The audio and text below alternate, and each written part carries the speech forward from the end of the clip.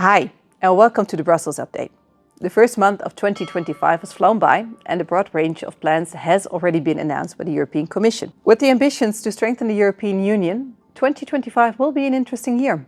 In the Brussels updates of this year, we will dive deeper into the relevant topics the European Union is or will be working on. With the Clean Industrial Deal scheduled to be published in the first 100 days of the new Commission, we have picked alternative fuels as the topic of this Brussels update.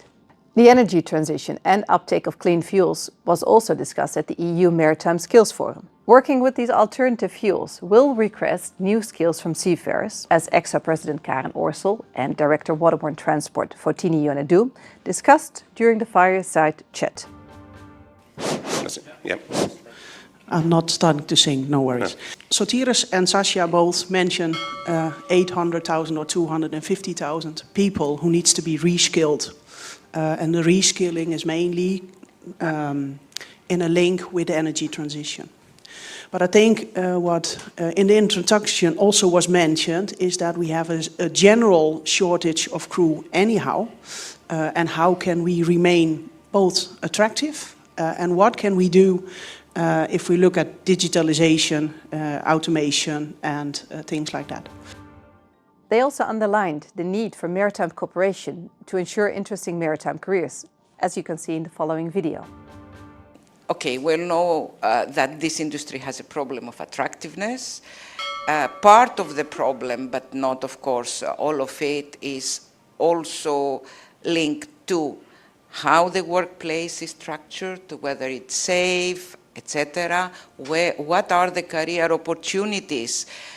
Not only thinking of a seafarer, but thinking also of careers ashore. So this is something that we need to try to break. And when we are addressing, for instance, yacht, we need to give like a much broader view of what the maritime profession is. But another key element is the availability and affordability of alternative fuels for shipping. Peter Ruud is standing by in Brussels to explain what the Clean Industrial Deal for role can have. So before asking our stakeholders here in Brussels, what exactly is the Clean Industrial Deal? The Clean Industrial Deal is the European Commission's flagship to promote sustainability, but also to enhance competitiveness in the European Union. For ship owners, this means a very important opportunity because we can promote the uptake and production of clean shipping fuels. And now let's go to our stakeholders.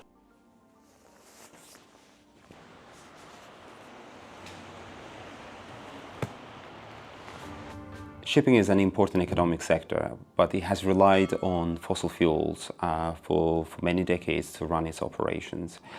What we need to do now, we need to make sure that shipping industry switches to cleaner fuels and cleaner technologies in order to reduce its impact on air pollution as well as climate.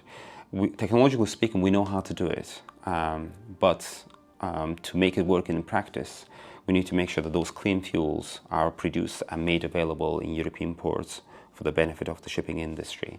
What do we need for this? To have success in this journey, we need to have an industrial strategy because those new fuels require quite a lot of coordination and input from the policymakers, from industry, from the investors, from civil society. And ultimately, the success will be determined with the existence of facilitating factors that attract investors in European Union and making sure that those fuels are produced and made available in European ports. We are at a critical juncture right now because the European Union is developing what it calls Clean Industrial Deal. One of the main goals is attracting investments and making sure that the reindustrialization, including for energy transition, takes place in Europe. And that's a critical moment because in doing so, we need to make sure that shipping's energy needs are taken on board when the European Union develops and publishes its Clean Industrial Deal in the coming months.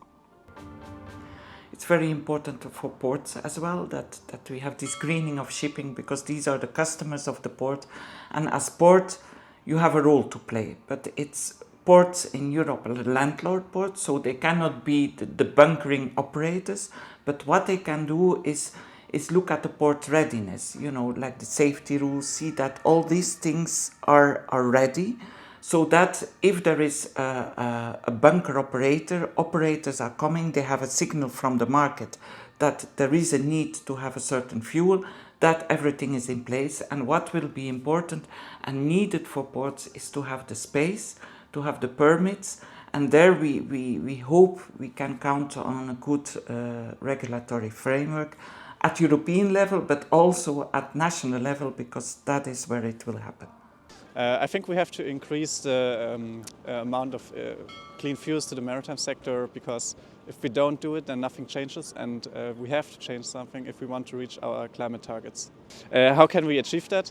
I believe it's two sides. We have to increase the demand on a regulatory side. So as IFIA Alliance, we look especially at the Renewable Energy Directive that mandates the use of renewable fuels that we have to increase. It's also a sectoral discussion we have, and that's a good thing that we have this discussion now between sectors, because I think that's vital to develop the discussion. So we have to take advantage of a joint sectoral approach. And lastly, we have to reduce cost, of course, and that can be done with dedicated funding, but also with improving the production criteria for RFMBOs. As we just heard, the will to transition to cleaner fuels is there, but unlocking investments and developing port infrastructure is key in scaling up availability. These stakeholders expect the Clean Industrial Deal to help in making more clean fuels available for shipping.